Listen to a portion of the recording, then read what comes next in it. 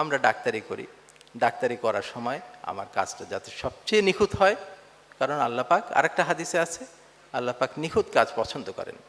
কারণ ওইটাই যে সব কিছুই আল্লাহ পাকের মতো করে করতে হবে। আমি যে পড়াশোনা করছি, খুব নিখুঁতভাবে পড়াশোনা করা দরকার। আমি যে ট্রেনিং করছি, খুব নিখুঁতভাবে করতে হবে। আমি যে কাজ করছি, যখন আমার যে কাজটা করব, খুব নিখুঁতভাবে, খুব আন্তরিকতা, খুব নিষ্ঠার সাথে করতে হবে। সবগুলি যখন একত্রিত হবে, তখন সেটা নিখুঁতভাবে হবে। ঠিক আছে?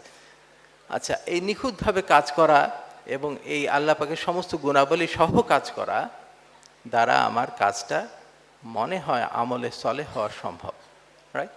যে আমি যখন এহসানের সাথে, করুণার সাথে, দয়ার সাথে, এবং ওজন ঠিক আছে, মাপে ঠিক আছে, দাম বেশি নিচ্ছি না, এগুলি সব মিলিয়ে যখন কাজ করব, তখন এটা নিখুঁত কাজ কিন্তু অনেকেই করে থাকেন। ইহুদি নাসারারাও কিন্তু নিখুঁত কাজ করে থাকেন। ঠিক আছে? কিন্তু মুসলমানের নিখুঁত কাজের উদ্দেশ্য কি হবে? উদ্দেশ্য হবে ভিন্ন। ইহুদি নাসারাদের নিখুঁত কাজের উদ্দেশ্য হলো তার ক্লায়েন্ট বেশি হবে, তার ব্যবসা বাড়বে, তার সম্মান বাড়বে, তার ক্ষমতা বাড়বে। কিন্তু মুসলমানের উদ্দেশ্য হতে হবে আল্লাহকে রাজি খুশি করা, আমাকে পরকাল পেতে হবে।